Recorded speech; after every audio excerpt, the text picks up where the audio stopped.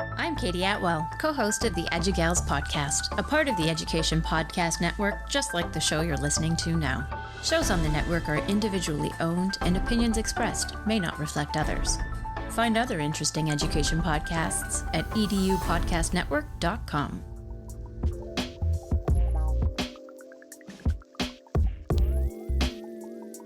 Hello, everybody, and welcome to another great episode of My EdTech Life. I am excited to be here with you all on this wonderful evening. It may be daytime, wherever in the world that you are. Thank you, as always, for making My EdTech Life what it is today. We really appreciate all of your support, all the likes, shares, and follows. Really mean a lot to us. So thank you, as always. And I'm really excited about today. We have an amazing guest. Kevin, I have been following him on the TikTok space, and he has been doing some amazing work, especially a lot of content around the area of mathematics. And of course, being a former math teacher myself, and obviously having a just a passion for learning and seeing Kevin's style of really bringing math and simplifying it in such a way in making it visual, making it easy to understand, and obviously showing us different ways to get to the same answer has been something that has really caught my attention. So I'm excited and thrilled to introduce to you Mr. Kevin Sharrock to the show. Kevin, how are you this evening? I'm doing great. It's been a really wild ride. Excellent. Well, I'm sure it has been. I know your account, excuse me, is grown tremendously on TikTok since I have first started following you. You are doing a lot of lives, with other math teachers, talking about math content, and so I'm really excited also to hear your story because very interesting in the bio. I love the phrase that you say. You are, a what was the word? I think it was a career changer. Career So changer. we'll definitely talk a lot about that because there's a parallel between your story and my story as well, as far as changing careers and so on. But before we get into the heart of the conversation, Kevin, can you please introduce yourself to our audience members who may not be aware of who you are yet or follow you yet? Because I guarantee that after today's conversation, your accounts will definitely grow. But tell us a little bit about yourself, and if you can, maybe just add one little interesting thing that people may not know. Oh, sure. So my name is Kevin Sharrock. I am currently the coordinator and lead tutor for the Math Assistance Center at Northern Illinois University. I am also a career changer and go by the name Engineer to Educator on TikTok and on Instagram and on YouTube. So my background is one in industrial engineering, where I did that for about 5 or so years with the purpose of trying to understand how math is used in the real world so that I could come back as a teacher and be able to engage with my students and show them exactly why they were being asked to take these classes to get this degree and what information they needed to be able to participate in the conversations that were going to come their way at work. Excellent. And something that you mentioned there was something very important is how you use the math in the real world. And often that has been the question, even myself, going coming up from grade school all the way to 12th grade. And even when I went into university and doing some math courses, it wasn't until then that I saw that connection. But I truly believe had my teachers would have given me more of an explanation and really making the math relatable to real world, I think I probably would have stuck, maybe with a different career and maybe gone into teaching right away.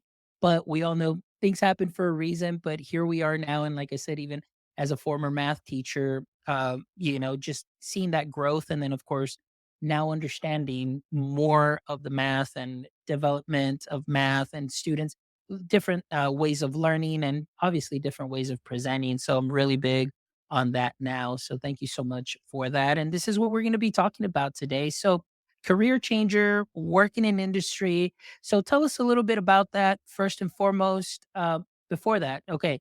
So did you always think that you would be going into education, or was it something that you already knew that say, I'm going to go the engineering route and I'm going to be just engineering and that's what I have planned? And tell us a little bit about that transition now into what you're doing. Sure. Well, I wish that, like many undergraduates are experiencing right now, that I had a plan for my life and that the life just went about in the way that I had planned for it, but that is, of course, never the case. I grew up in an academic house where my parents were both teachers, and so academics were always very important. And as a result of not only being very interested in those subjects, but also having a lot of support, I was able to start tutoring about the same time that I started college. And while I was tutoring, I was trying to figure out what I wanted to do with my life. And I was also hearing a very persistent question from students, which is, why do I need to know this? And it is a good question. I think that it signals that the student is very engaged in their learning. And although I could make up answers or take others people's answers for my own, and extrapolate from the problems that are in the back of every math chapter or science textbook, I really did want to be able to answer that in a way that I noticed a lot of the other math teachers were having difficulty doing. So a combination of wanting to explore that for myself and also wanting to help out future students, I went into engineering. And specifically, I went into industrial engineering because an industrial engineer is often put in the role as project manager amongst other engineers. And that let me experience the 100 level classes in just about every other discipline, and just enough that I could talk to those topics. But please don't ask me to make anything move or sing or build anything. Like, that's not my style. I can explain it, but I am not one to do it. And that direction took me into industrial engineering. I got into a rotation program that bounced me across the country, where I was in Pittsburgh and California and Philadelphia. And that ability to move let me excel up the corporate ladder pretty quickly. And eventually I hit to a place that I wasn't really gaining the experience as much as I wanted anymore. It didn't feel like what I had entered the field to do. And so I figured that was a good time to call it. And I went back to get my master's degree in math with a focus in education.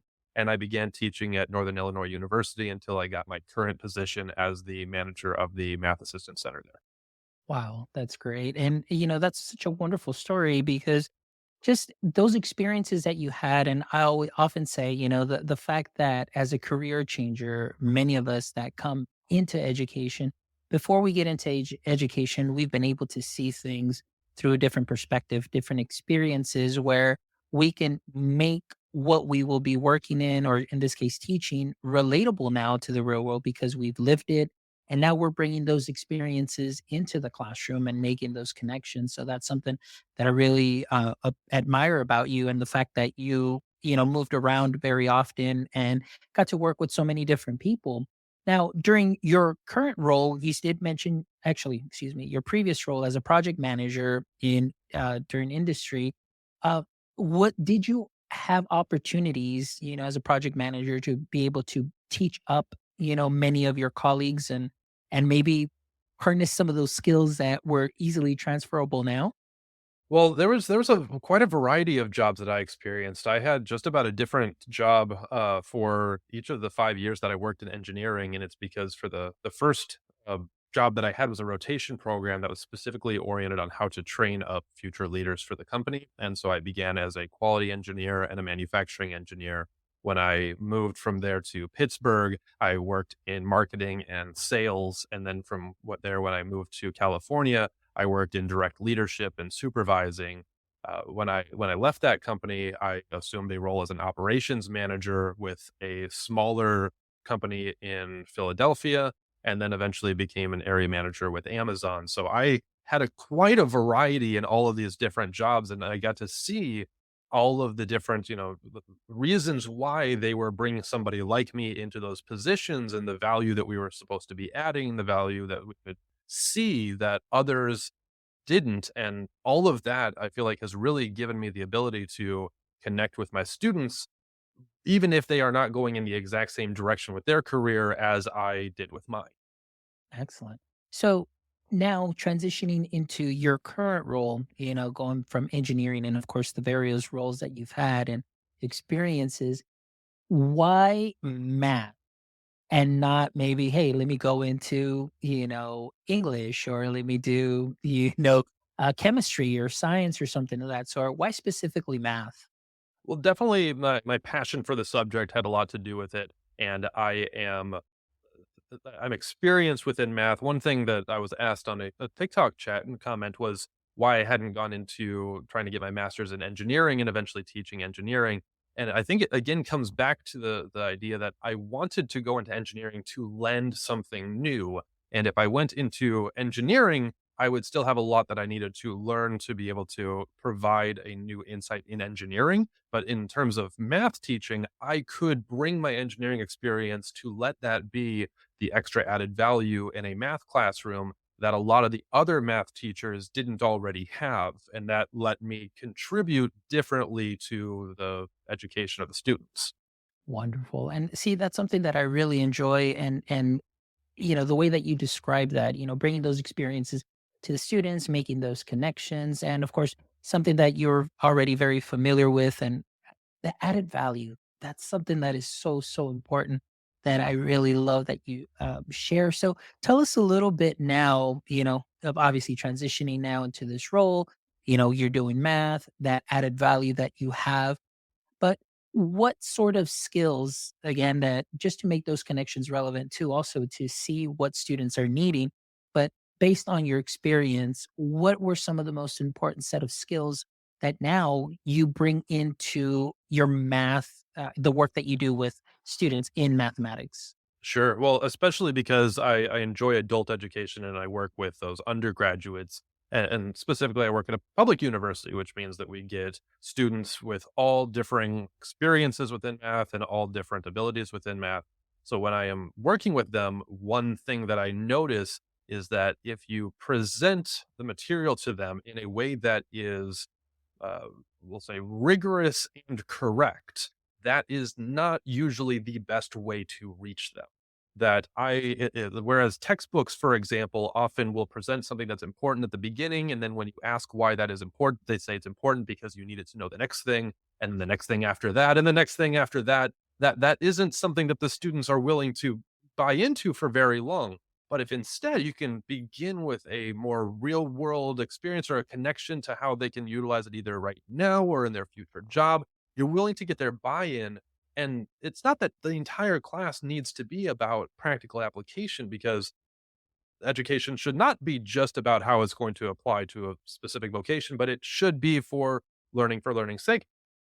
At the same point, you have to not focus on teaching the material, you have to focus on teaching the student. And if the student is not interested in the way you are teaching, it is important to adapt. Oh, absolutely. I just had a conversation this past Saturday. We had Let's Talk Ed Research, who's also a TikTok creator. We And are that's connected now. Yes. yes, we are definitely connected. So he was on Saturday, and this is exactly what we talked about, the importance of understanding the students and knowing the way they learn and making those connections. And so, he talks about his theater background. And in his theater background, it's all about improvisation. And for him, those skills that he brought into the classroom was to be able to kind of improvise on, all right, if this lesson isn't going as well as I think well, like I thought it was, we can improvise and kind of make sure that we engage all students. And that way they are all completely paying attention and maybe seeing things from those different perspectives with the end goal in mind of everybody understanding. I talked a little bit about my experience coming in from marketing into the classroom, thinking I have 29 young customers that I have to sell algebra to, and not everybody is going to buy it the same way because not everybody needs 8 cup holders. Some may only want 4. But Mhm. knowing your customer was very important, so you can engage them in that way that you need to. So I really love that you stated that, because I think right now a little bit about what I'm seeing, at least in my experiences, it's been very difficult to engage some students. And as we know, obviously, because, we're seeing those effects of the pandemic, and, students that were like today, we did a walkthrough for our 8th grade math teachers, and just walking through just a quick hi bye visiting, like what kind of resources do you need? Please let us know if you need any additional lessons and so on. But, in talking to some of the 8th grade teachers, they're like, everything's good, but we're moving along, because those kids, those students in 5th grade, they were already out and they didn't come back till, maybe like 7th and 8th grade full year. And it's been kind of like playing catch up and trying to make those connections and so on. So it's been something that's been difficult. But, it, like you said, it's very important that you mentioned that. And one thing that I love too is simplifying the math in a way that they understand it. I think I want to ask you of your experience, maybe K through 12. Was your experience more of you had that rigid, your rigid math teachers that this is the way it's always done, this is the way that I'm going to do it? Or did you have some teachers that were pretty good at my kind of just stepping a little outside the box and explaining things differently? What was your experience like? Sure. Well, I definitely, I'm very happy with the schools that I went to, and I'm very happy with the teachers that I had a chance to work with. But I also recognize that I had a distinct advantage in that my mom is also a math teacher, a college math teacher, which provided me with an at-home tutor and a lot of the privilege that I got to experience growing up. And very specifically, I remember having a day when I was going to class and I was learning about lines and slope and coming back home and we're talking around the dinner table and my parents asked me what I learned that day. And I go, I learned about this line thing with slopes and I don't know when I'm ever going to need this or why it's important. And before I know it, the table is cleared off and the graph paper is out and everybody is rallying around this. And that's what I grew up with as it related to learning. Like, learning was just a way of bonding. It was always communal discussion. Like, I am not one who enjoys like, even if you go on TikTok, like, it's really funny because there will be math videos that pop up on, like, "Here's how you do the problem," and I will scroll right by them because I'm just as bored by that as everybody else is. I don't want it to be about the mechanics. I don't want it to be about always the technique. I want it to be about the story, and I want the technique and the mechanics to feed into that. It'd be the same as if I was watching somebody talk about the proper way to grip a dumbbell instead of going to the gym because I enjoy the gym I go to. Love it. I love it. And, speaking of which, like you said, running into those videos, I distinctly remember going through one of your videos popped up. You did a stitch, and there's a gentleman who always does I think it's the SAT questions, the most difficult. And Bummy, Mr. yeah, Bummy. yeah. But what I loved was immediately, like, you popped in, and it's like, well, this is the way it's done. But then you gave the why. And that's something that I love because one thing is to just mimic the math, which so oftentimes, for myself, like I said, coming in from a different background, but teaching the way I taught. And I talked to my content specialist who is great using the CPA model, which is, starting with concrete objects, then pictorial representations, and then going into the abstract, which would then be kind of working with the algorithm. And that completely blew my mind. Being a classroom teacher for 11 years. And I said, if I would have known the why and why we do this rather than, well, this is the way it's done. Let's line up the numbers. Let's borrow. Let's carry. Let's do this. I, looking back in hindsight, I'm like, man, if I would have known that and given and had a great answer for the why, the way you explained that, the story behind it, I think that's something that is so powerful. So tell me about your experience there as far as right now. I know you do a lot of content where you show the why. So Mhm. let's talk about that. How did that idea come about? Oh, well, I think that's just how I've always been attracted to the subject is when you have an idea of why something works, that puts you in the driver's seat. Everything else puts you as somebody who's trying to copy steps or techniques. But when you know the why, now you are the one who is being empowered. And that starts to make you realize after a certain amount of time that the great geniuses and the great clever people of the past were also human, and that all they mostly had, like, some of them may have had special abilities and some of them had definitely a large number of opportunities, but a lot of it also came down to being at the right place at the right time and having a sense of ownership over your own creativity, that these aren't unreachable goals. This is something that everybody can aspire to have. So when you give them the why, now they can learn, now they can be empowered, which is part of my mission as a teacher is to empower students to be able to take control of their lives and to be able to use this information in a way that they think serves them best. It really does open them up as humans. And it surprises people, but I do say that a successful math class, a good math class, is one where you can go and practice your skills of empathy because you get an opportunity to recognize that there are many different ways of looking at a problem. There are many different ways of expressing an answer. And because we are all focused on the same target, it holds space for people with different ideas than you, which also therefore gives you a chance to not immediately jump to conclusions. Yes, no, I absolutely agree what you're saying. And, just to, again, going back to my experience, and for a couple of years, I guess it was pre-pandemic. It was always a way of doing things. And Amy Mayer, she shared this phrase with me, and it's called the twatty. And this is the way we've always done it. And our I district, was wondering where you were going with that one. I had to be yeah. okay. So the twatty. So this is the way we've always done it, and it's something that now even I shared that clip with our central office, and everybody's like, "Oh my gosh, like this makes so much sense that we're expecting different results, but yet we're still doing things the way that we've always done it." And It so this year there has been just a great kind of a acceptance more of doing math a little different. And I'm only speaking for math just because of this conversation, but everything else in the district, teachers are opening up a little bit more and just trying things differently because I think now they see that they kind of have to. The students have changed a lot. Trying to teach the way that, I was taught back in 1998, 99 is not going to work the way it is now. Although, I do say good teaching is good teaching, but good teaching, you're going to have, different tools in your tool belt to present the material for all your students. So that's something that is great. Now, I want to ask you personally, like, with the work that you do with your students, what are some of the things that you're seeing from them that once you explain the why to them, are you getting some like those light bulb moments or where they're seeing those connections?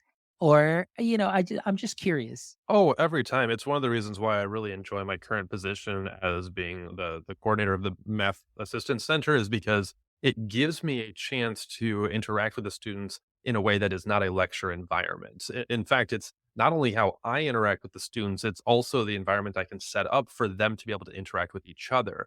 For example, today there was a student who came into the Math Center with was taking a 100 level class, did not have a fantastic past relationship with math, was not very happy to be there, and was also what I would describe as a fragile student, one where if you directed them to the answer and the answer turned out to be wrong and the computer system didn't accept it, they were one to think that this just was beyond their ability and their reach, and they were very much wanting to shut down. And in the tutoring center, it's helpful to be able to also have at the other table a person who is studying Calc 2, a person who is studying differential equations, where you can look at them and there is just a number of pieces of paper around them, all of which are failed attempts, and they are constantly trying these harder problems for long periods of time and not necessarily getting anywhere. And to have another student act as that role model encourages the students that to not get something on the first go is okay and is in fact to a certain degree what we are practicing and the professional skill set we want them to have by the time they graduate. Wonderful. That's great. And so now going back into that too as well, now that you get to see just a wide variety of students, like you said, students that are coming in at the, 100 level course. Mhm. And then, of course, you've got the students that are working on Cal 1, It Cal feels 2. like academic bartending. I've got to constantly be for everybody in different ways. Yeah, there you go. So I want to ask you from your experience, I guess maybe in working with the students that are coming in that 100 course, what are some of the things that may be missing as far as foundation? What would you say or maybe recommend or see that K-12 might do a little bit better to have students come in better prepared and not as fearful of the math? That's a really good question. It's something that led me actually to some work on my thesis, and so I had my again master's in math education, and I was very interested in trying to find something that was backed up by research, that was a teaching strategy that I could employ to find that missing link, right? That engineering mentality of like, if I can find that one thing, then everything will go better. And I'm not going to say that I found it yet, but one thing that I was able to research and experiment with, and which had a very big effect, was the ability to remove, or in some ways at least limit, the number of times that a student is graded. And what that has shown me, because to give you the full background, I had a class where I gave the students the option of being able to receive the traditional grades on homework and quizzes and tests, or they could let their homework and quizzes be opportunities where they attempted the problems, and then I gave them feedback, and then they told me how they thought they were tracking towards mastery, which freed up 80% of their experience to be one where they weren't worried about pressures of performing. They could instead switch their mindset over to learning. And that had a statistically significant increase, both from the two groups that were in my class, as well as a number of other sections that were acting as control groups. And what that shows me, in combination with a large body of research that I was using as my inspiration, is that the students are often coming in with this defeatist mindset because we are constantly judging them for trying. And we are constantly holding it against them if they didn't know things immediately. When I took linear algebra, which was a class I took as my first math class transferring to university, I got a C. And it was because it was a lecture hall environment with a teacher who I was unfamiliar with their accent, spoke quietly into the board and erased as they drew. And now I can teach that. But for forever, that grade will be on my transcript. And that is the kind of experience students have to a much larger degree sometimes. So it is almost silly for us to expect them to try again when every time they try, they are held to a standard of needing to be perfect. Yes, that's so very powerful. And, you know, when I was in the classroom, I think it was probably the last 4 years, I kind of moved into this ungrading method, which is kind of very similar to what you're describing, where, I would just create a rubric for the assignments that we were doing, and we were able to focus more on the learning rather than the grade. I never gave any homework at all whatsoever. I was anti homework because also many of my students may not have the support that they have at home. So I said, I would get phone calls maybe about 2 or 3 weeks at the very beginning of the year. And Mr. Mendoza, I don't see, my son or daughter, they're not bringing in a book. They're not bringing anything home. Are they supposed to be doing something? And they were concerned, like a lot of concerns. And I said, no, it's okay. I don't assign any homework. Everything that we do in class because I want to make sure that we're practicing and we're practicing correctly. And then, of course, we're focusing more on the learning than the actual grade. So it was more of kind of trial by error, seeing that growth, but everything was measurable in the sense that everything was on a digital format. So they created little learning portfolios where we can measure where they were or visually see where they were from the very beginning of the year to the end of the year, and they can track their progress that way. And then if and when I needed to go into an IEP meeting or a 504 meeting, I was able to pull that work up in a digital format, and the people in the committee were able to see like, oh wow, like we're seeing that growth. Where sometimes and I'm not saying all the time, but there may be teachers that kind of go in and say, well, they're failing. Well, why? Well, they're just not passing the test. Well, what do they need to do? They just need to study more. But where's the evidence? So I think that's something that's very important there too. But I love what you shared, and I guess it's very similar to what we were doing. I'm not demanding the perfection and that you know it all the time, but I do want to see that we're working towards that goal and working towards getting the right answer. And then that relieves so much pressure from the students that they were willing to take risks to show you their work in different ways. They So I think are. that's something that's wonderful. Yeah, when you talk with the students and they're like, "Oh, the students aren't willing to try." I'm like, "Do they play video games?"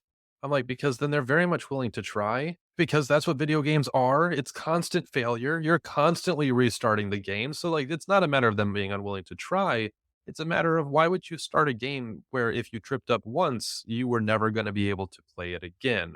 Like what it's a very So this is a mindset that I do believe is one that I carry with me from engineering, where in engineering, to make a change to a process, you needed to have involved a number of people who are involved who are related to that process. You needed to have a plan. That plan needed to be backed up with data, and then you needed to try your change in small and increasing ways until eventually you rolled it out completely, and then you monitored to be able to find out whether or not that change had the intended effect. That is a whole process. It takes a lot of energy. And academia is a place where there's as much data as we ever want to collect. But sometimes I do feel like we don't let that data drive decisions. And instead, we try to cherry pick the data that we want to be able to force the decisions we already decided on. Exactly. One thing that I want to ask you now, and kind of transitioning into the work that you do in a lot of the videos, is the ability to make the math visual. I think that's something that is so important and so important for our students. So I absolutely love your video content where you really break it down. You're doing area model, Mhm. or people may call it the box method. The most recent video that I really loved too was the division of polynomials, and how I never knew that. Again, obviously we know that the opposite of multiplication is division, or you've got one side, you've got Mhm. this, and then setting that up. And I was like, if I would have known this back in the day, it would have made my life so much easier. So, uh, these methods that you share, the pictorial, which is great, and then leading up to the abstract, is this something that you picked up, obviously from your, bonding time with your family? Or is this something that as you kind of grew, you learned more? And why, I guess I want to say, like, why is this so important to you to make it visual? Because I would just want to hear that, because just for those teachers that say, no, standard algorithm all the way. Sure, sure. So, I mean, well, it all comes back down to the fact that I am trying to teach my students. And so, from that mentality, I am always trying to find a low floor, high ceiling way of presenting this material. As a lot of these are techniques that I picked up. I am not as original of a thinker to be able to created all of these on my own. Dr. James Tanton is a mathematician at large for the Math Association of America, and a great inspiration for me. There are a number of other techniques that I've pulled on or taken and then seen how far I can push them. Like, can I take this idea of the area model for multiplication? Can I make that division? Can I make that explain division by zero? Can I tackle these problems that have always been frustrating for people and just continue to push those boundaries? But the idea is that I always want to find a way where a student can get engaged into the lesson as quickly as possible, and I have to account for the fact that sometimes the student wasn't there the day before. Sometimes the student is tired that day. And for the most part, like, if you are a person with sight, then we are visual creatures and we process 80% of our experience in life through our eyes. And from that logic, it makes very little sense to me why, if there is a way of representing something visually, we would instead choose something that isn't. Yeah, I love that. And so, going back to that, and that's one of the things that really excites me about your content, because this is the kind of work that we're doing in our district with our math specialist, myself and my colleague who are instructional techs, and being able to go to campuses and even, using our experience with technology and, virtual manipulatives, the use of those, making the math visual. So if you don't have the concrete, and a lot of the things that we get is the teachers are like, well, the kids are going to throw them all over the place and this, and it's like, haha, well, we've got virtual manipulatives, so let me show you a polypad. And now they kind of get to see, like, hey, there's an option here where we can make it visual. The students are able to create, they're able to share. And so that is what really excites me now, that a lot of the teachers, after I think this is our 6th year of kind of sharing and preaching, I guess you would say, the gospel of manipulatives, it's slowly making its way a little bit more, because obviously one of the reasons too is in Texas, and I don't know if you're aware, but they did change our state testing. And so they call it Star 2.0, where now the students have drag and drops. They have to construct now. And a lot of those problems resemble the manipulatives, the base 10 blocks or the algebra tiles, and they have to construct. So now they see the importance of that. So, yeah, so I completely agree. We definitely want to make sure that our students get access to every tool that they get. So, in order for them to be very successful. And All it's right. also incredibly important to give the student a way that they can explain the material to somebody else. Not only can they explain it to their friend, but you want to get them in the practice of being able to teach material because when they get into the professional world where many of them will go, the people who get funded for their projects and ideas are the ones who can explain it simply to an audience that doesn't have their same level of expertise. Like they need to be able to relate and communicate and empathize, and pictures are a wonderful tool to do that with. Oh, absolutely. I'm all about the storytelling process of mathematics and actually in any given subject. So, yeah, that's great. Well, Kevin, it's just been amazing. It's been wonderful. I really appreciate your time. This conversation has been very fruitful. And again, just very excited. I've been sharing your link and, so people can go ahead and follow you on TikTok where you have just a great account, amazing videos, and more than anything, the importance of explaining why I need to know this. And you do it in such a great, like I said, easy way in under 3 minutes. And like I said, Thank you. yes. And I share that magic with our content specialists, like I said, and we even, share those little snippets in our district Google Classroom for all our teachers so they can kind of say, hey, check this out. We don't have to do the drawn out lessons. In 3 minutes, we can explain multiplication, we can explain the division of polynomials, and we can explain why percents can be reversed and so on, like you do with your videos. And again, it's just a way for them to see things in a different way. So I really appreciate it. So my question to you is now, actually, before we wrap up too, I'm curious to know how has it felt really gaining a lot of notoriety and a huge following on TikTok, and especially surrounding this area of mathematics, but also the career changing? So tell us a little bit about that. It has been a wild ride. I began this TikTok channel because I was on winter break and I had come from a very, like I said, academic bartending is the best experience I can, best description I can have for the final exam atmosphere in a tutoring center. You're just constantly engaging and constantly sharing, and you have winter break. And I was being driven insane by the fact that I had all of this knowledge in my head, and my fiance only wanted to hear it for so long until I needed to find a different audience, and so I decided I was going to start the TikTok channel, and so I had begun talking about teaching and my experiences with teaching and mathematics content, and I began to get involved with the Teachers of TikTok community and hearing about some of the hardships, and began, doing the research on teacher exodus in a number of states, and I'm also beginning doctorate in education program that's starting this semester. So I began the channel as a way to sort of relieve all of that knowledge and to practice some teaching, but also as a study tool for myself where I could go and do this academic reading. And then as a way of studying, I could find a way of synthesizing this 55-page long article into a minute and a half long video that would begin to inspire a conversation. And in about, I think it's been about a month and a week, maybe 5 weeks. In 5 weeks, I've gained 50,000 followers. It's been amazing.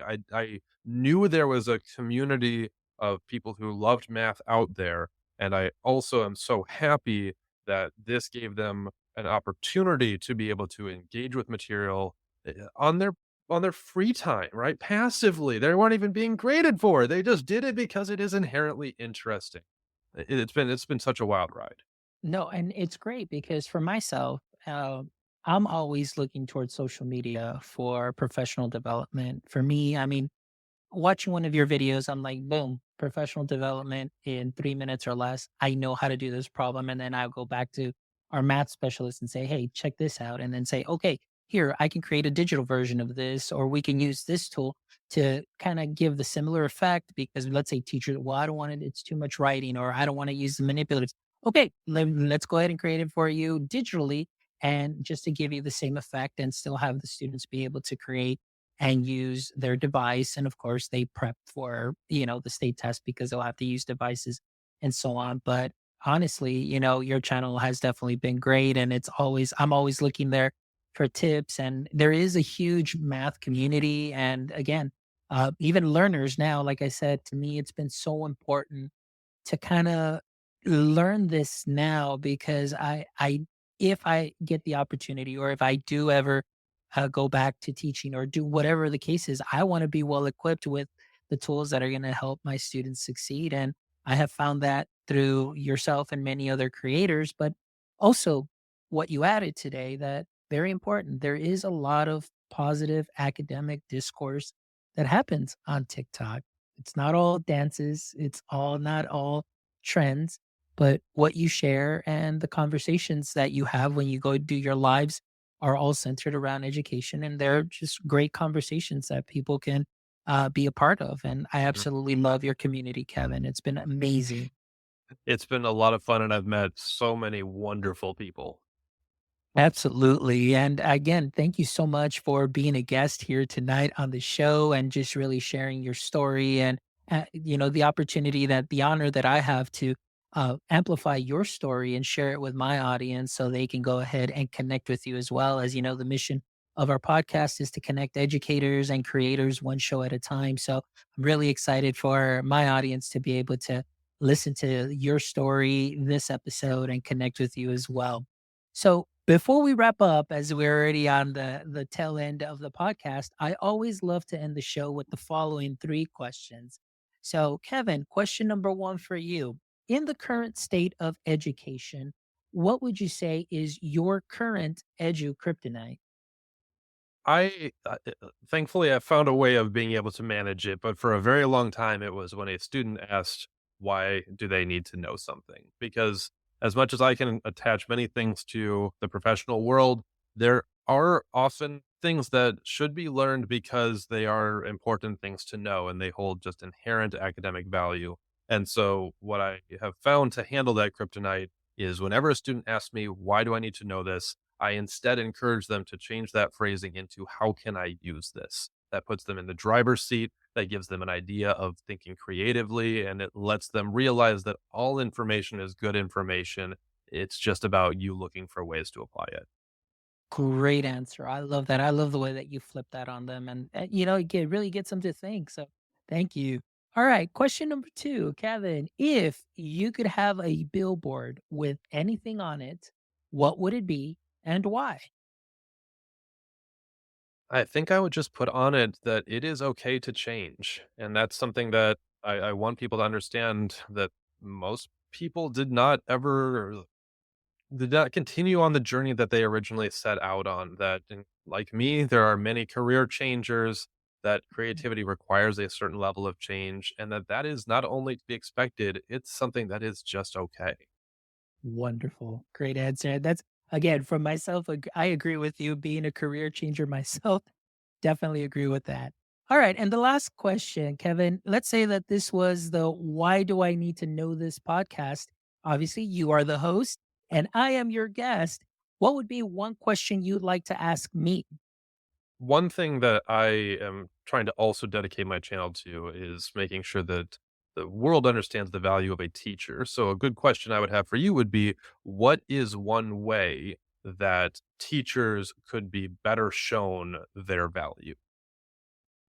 Oh, one thing that teachers could be better shown their value. You know, I don't know. That's a great question because to me, I see that what teachers bring is something more than maybe what people are seeing in the media, what parents think that they do. Obviously, I see there's a lot of teachers on TikTok that, get trolled and, a lot of stuff that's happening. But for myself, it's the value is those aha moments. Okay, let me take that back. And I'm gonna reflect back on my experience. It's kind of hard to measure, I'd say sometimes, and the right then and there. When I became a teacher, I realized that I wasn't going to see immediate results with my students. Like they're going to get the results for the tests, you build those relationships. But for myself, I learned that that seed that you get to plant whenever you have that student, whether it's that semester or you have them for for that 1 year, as they go through their career, it continues to get watered by other plants, by other teachers, and so on. They continue to learn. And to me, the value was what they got to do and what they got to become after you. That they went through you, that that student in the future was able to do something well, was able to follow their passion, was able to just be successful in their own way, and that they're okay. And I think oftentimes, like I said, we want to see that end result right then and there. The impact is a lot longer to see. And I don't know if that makes any sense to you, but it's just in my heart right now. It's so hard because people, like I said, they just want it right then and there. What are you doing for me? How are you showing your value as a teacher? And you can give so many responses. But to me, it's like, look into the world that is out there, and some of those successful student or successful people that are out there, they went through a teacher like myself, or even were taught by me.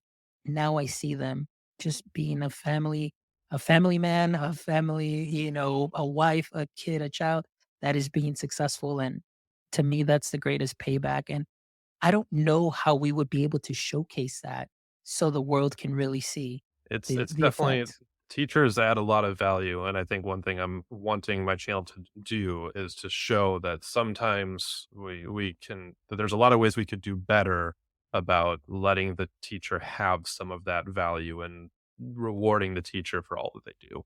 Yeah. Yeah. And I think that's you're absolutely right on that. I guess maybe I just kind of went off on a little bit because of one substitute teacher in particular that for me, it dawned on me when I saw him years later after I was a teacher, and he didn't recognize me because he was very old. But I went up to him and I said, "Hey, I still remember the one lesson that you came, and that's the only thing I remember from biology was C. Hopkins Cafe when he came in that day.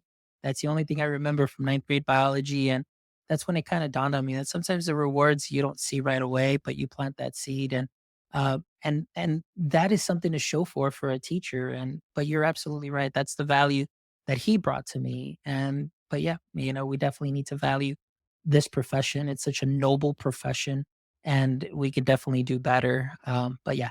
Anyway, sorry, got a No, little. I appreciate it. It's a big topic. Yeah, yeah. But Kevin, man, thank you so much. I really appreciate you. Keep doing what you're doing because you're doing some phenomenal work. And for all our audience members that are catching us here today, please make sure that you catch up with Kevin as well. Connect with him. All the information will be in the show notes. And so make sure that you follow for some great math videos. But other than that, just overall great content, healthy, wholesome content, career changing content, and so on. So make sure you follow his account.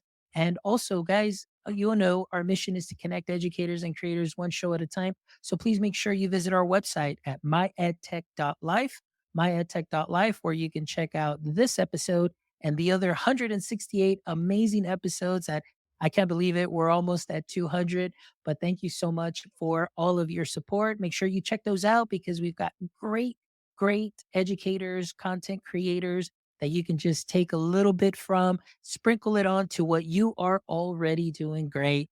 And also, if you'd love to contribute to our mission of connecting educators and creators one show at a time, on our website, you'll also see a tab that says Become Awesome. So you can always go there, or you can visit our merch store where you can get yourself some My EdTech Life merch. So thank you as always from the bottom of my heart. And don't forget, my friends, until next time, stay techie.